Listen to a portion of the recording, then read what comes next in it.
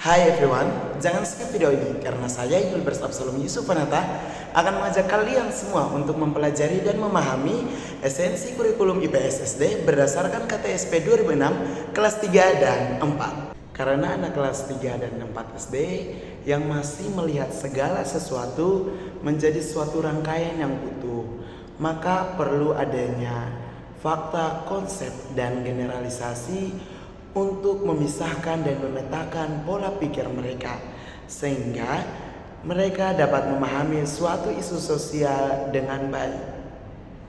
Fakta merupakan suatu kejadian atau isu yang benar-benar terjadi yang dapat dibuktikan kebenarannya. Sedangkan konsep merupakan rangkaian atau gabungan dari dua atau lebih fakta. Sedangkan generalisasi merupakan gabungan dari dua atau lebih konsep. Nah, kita sudah sama-sama memahami dan mengetahui apa itu fakta, konsep, dan generalisasi. Kemudian di sini ada perbandingan generalisasi dengan konsep. Menurut Rukiyati pada tahun 2006 dalam halamannya yang ke-6, generalisasi adalah prinsip-prinsip atau rules atau aturan yang dinyatakan dalam kalimat sempurna. Sedangkan konsep bukan merupakan prinsip dan dinyatakan tidak dalam kalimat yang sempurna. Kemudian yang kedua, generalisasi memiliki dalil, sedangkan konsep tidak memiliki dalil.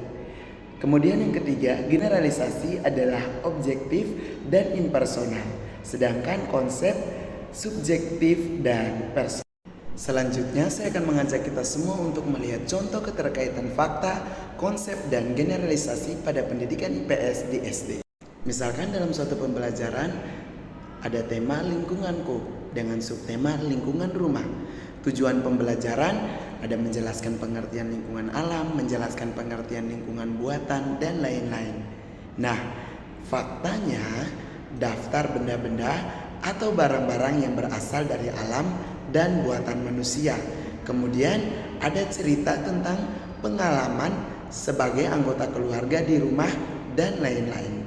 Konsepnya, konsep rumah, lingkungan, alam, lingkungan buatan, lingkungan sosial, kedudukan dan peran, pernikahan, rumah tangga, tata krama, sopan santun, dan sebagainya.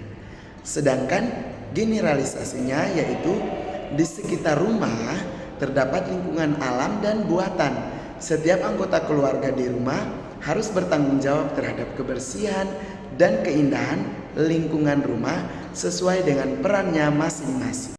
Dan yang terakhir, nilai dan sikap serta keterampilan intelektual atau kemampuan analisis personal dan sosial dalam kurikulum IPS SD 2006 kelas 3 dan 4. Yang pertama adalah intelektual, yang kedua keterampilan personal, dan yang ketiga keterampilan sosial. Nah, itu merupakan esensi kurikulum IPS SD berdasarkan KTSP 2006 kelas 3 dan 4. Akhir kata, saya Yulbers Absalom Yusuf Panata mengucapkan terima kasih untuk kalian semua yang sudah menonton video ini.